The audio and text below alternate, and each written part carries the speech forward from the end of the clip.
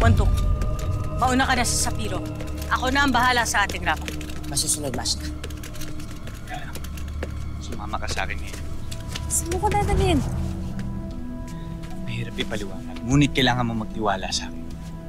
Para rin ito sa'yo. Kaya utang na loob, sumama ka na sa akin. Hindi ako sasama sa'yo hanggat di mo sinasabi sa akin kung saan tayo pupunta. At kung bakit ibig mo ko ilayo dito. Bakit hindi ka magsalita? Bakit ka nagmamadali maitakas ang babaeng Punjabi? Nararamdaman ko. May tinatago ka. Ngayon magsalita ka. Dating na sila. Ang mga kalaban, alam ko pa dating na sila.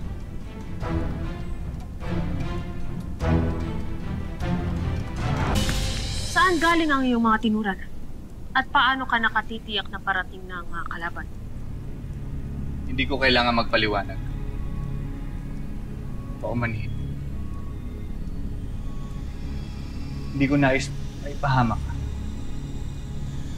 At sino man sa inyo.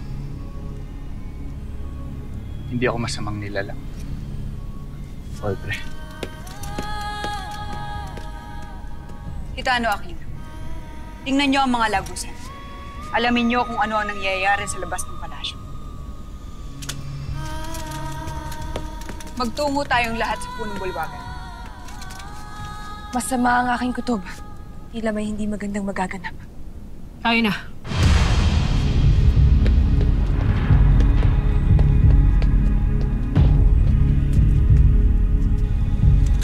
Sana Krishna.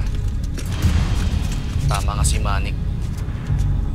Muros, iulat mo na ito sa loob. Kami na ni Hitano ang bahala dito.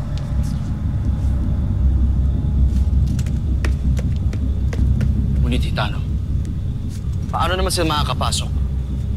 May pananggalangan ni Reo. Dati nang nakapasok si Uvila dito. Marahil meron siyang kakaibang kapangyarihan. Uvila, umpisahan mo na.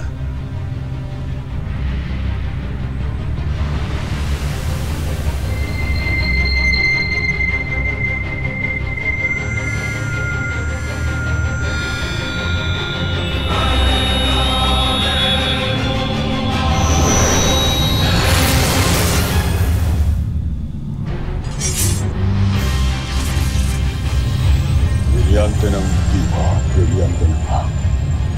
Na may kasamang paspas ng kapangyarihan ni Ethel. Inuutusan ko kayo. Isinasamo ko na wasakin ninyo ang pananggalang na bumabalot sa Lireo nang sa ganon ay makapasok kami sa buong palasyo.